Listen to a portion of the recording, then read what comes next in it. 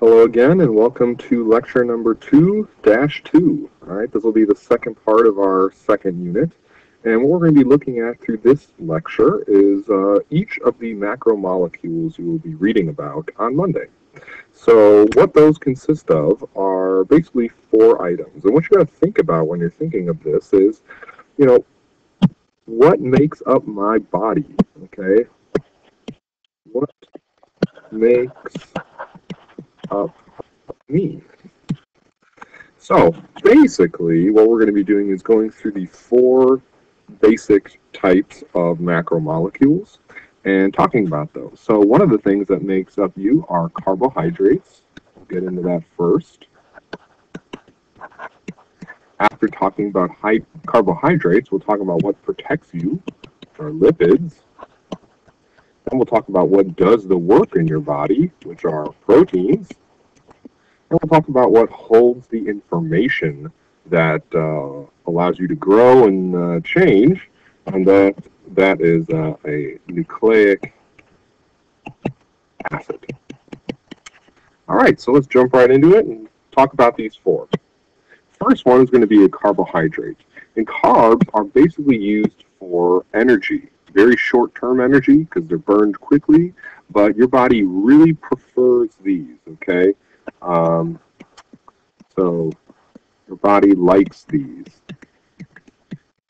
a lot. So as you eat bread and fruit and different things like that, you're getting sugar. Your body breaks that down very quickly. Carbs can also be used in other organisms like plants and insects as structure. And we finally use them as energy storage as well. So there's a few different uses for carbohydrates, but the main one is that they are used for short-term energy. Short-term energy. Okay, so we've just got done talking about monomers and polymers. Now we're going to make use of that. The first monomer is going to be a monosaccharide. Mono meaning one, saccharide is a Greek word for sugar.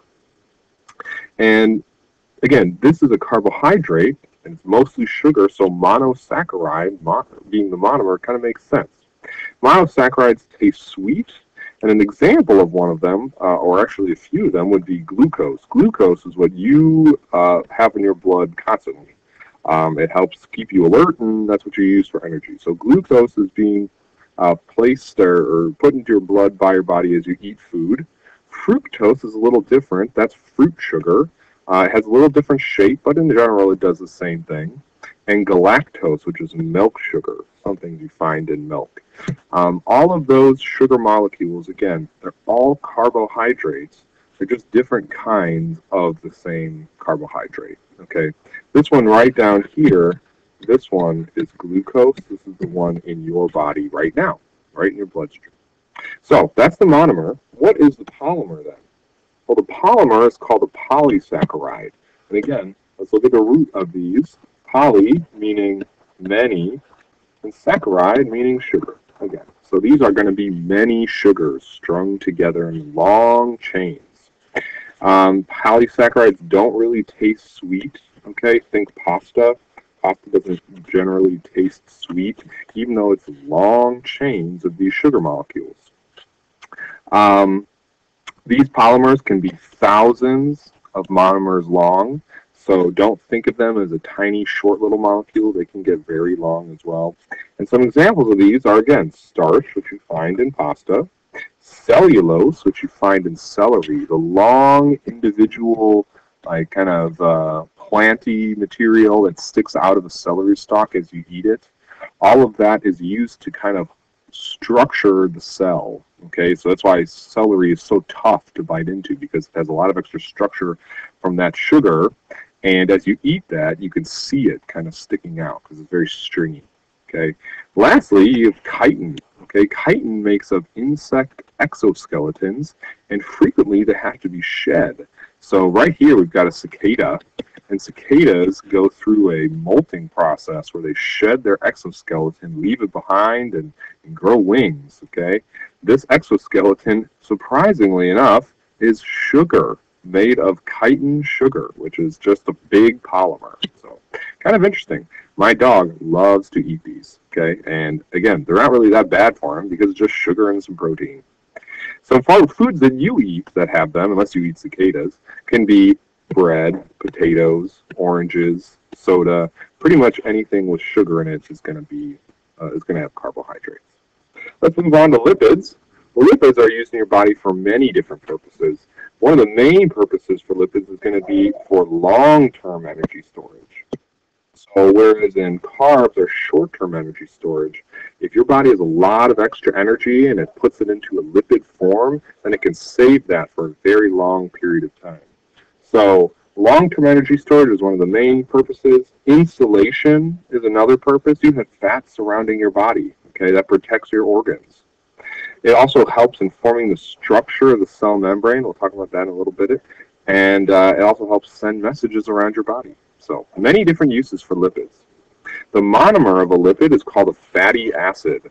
And this is one fatty acid. Let me circle it here for you. Well, actually, they're both fatty acids right here. Here's one. Here's another one. Okay. Most of these are just carbon, which you can see here, and hydrogen. So carbon, hydrogen, carbon, hydrogen, carbon, hydrogen, carbon, hydrogen, everywhere. The signifying or big clue that can lead you to discovering or figuring out if something's a fat or not is how much carbon and hydrogen it has. Lipids are mostly just carbon and hydrogen. Okay. Now, weirdly enough, there's no giant polymers of lipids. You don't string these together to make a 1,000-molecule long polymer. You just kind of group them together in different forms. So some of the different kinds of lipids would be saturated versus unsaturated. Saturated lipids are found in animals, and they're solid at room temperature.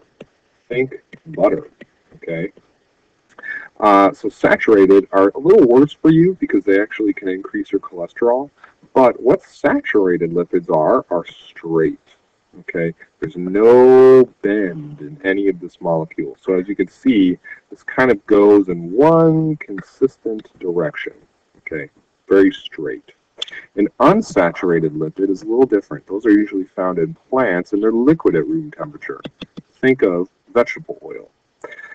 These are a little better for you because they're a little easier to break down, and they do increase your good cholesterol, but that's what they're doing. They're not increasing the bad cholesterol that you don't want.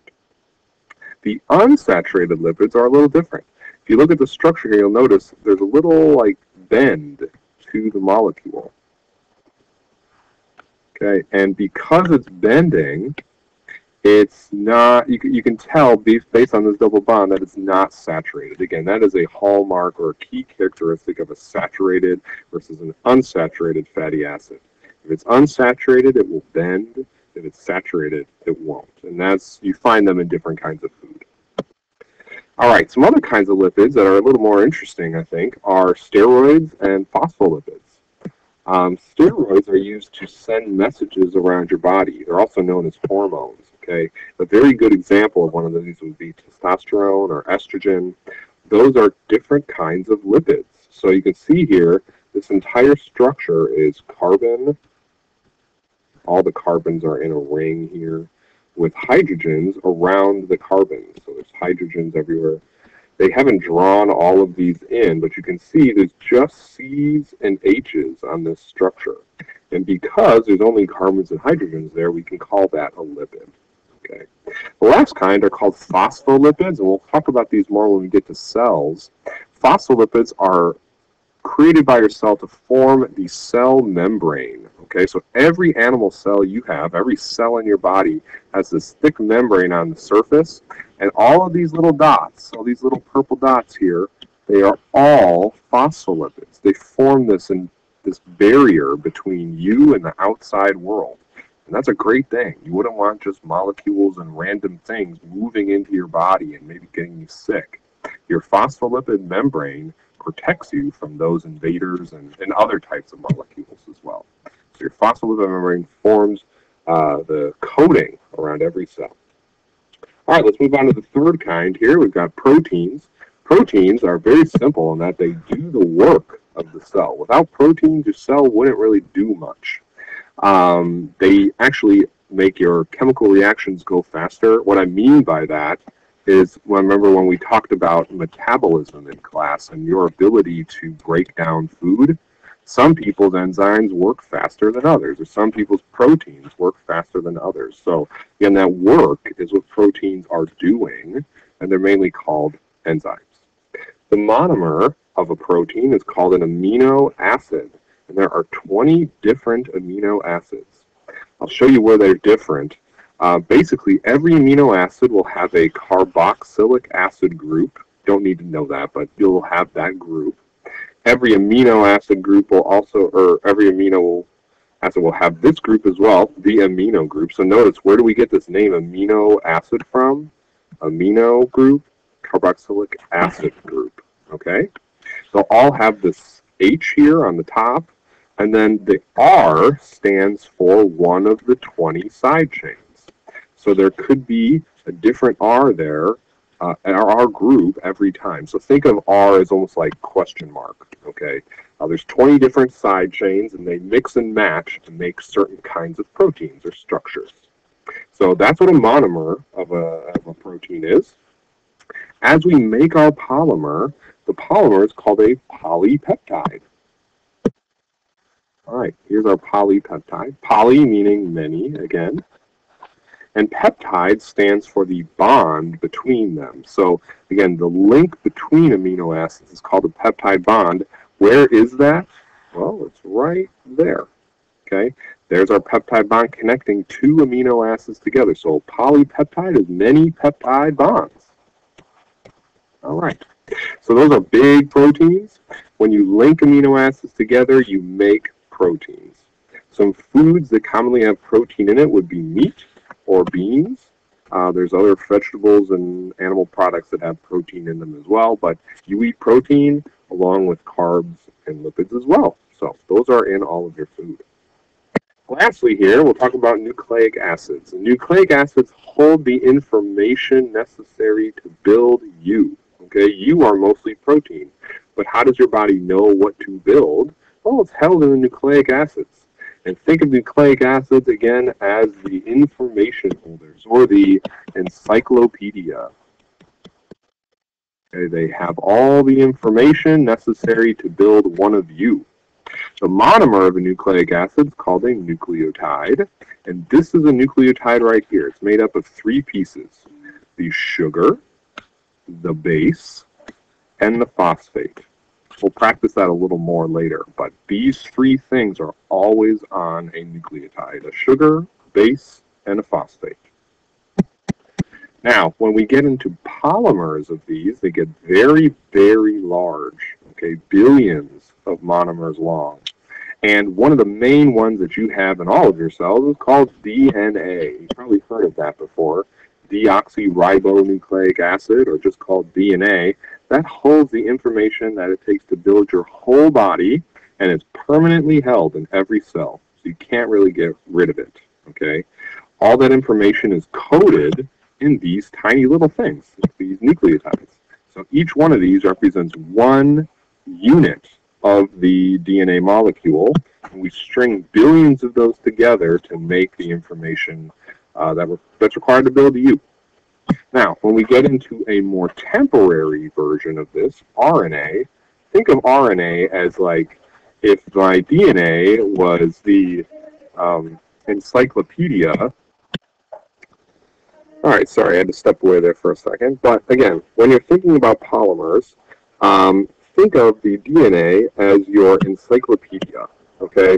So it holds all the information necessary to build you, right? If you were going to do a research paper on one thing in the encyclopedia, you wouldn't take the whole encyclopedia with you to write that one paper, right? So the RNA is something like a note card, okay? If you want to build one protein, or you want to know one piece of information out of the encyclopedia, you write down that tiny little bit of information on a note card, and then when you're done with it, you can just throw it away. RNA is temporary. You don't need it all the time. So as your body needs to build things, it will copy some of the information down from the encyclopedia, make the protein, and when it's done, it'll throw away the note card, which is the RNA molecule. Okay, so that's kind of how they are different. All right, so we have just gone over all 4 of them. When we get to class, we'll read a little bit about them and make some connections between what we're reading and what we're listening to, and then we'll work to sum it all up in a lab kind of in the middle of next week. I hope you got a lot out of this. If you had trouble with it, try listening to it again. If you have questions, come see me in the morning or after school. I will talk to you guys later. Thanks for listening.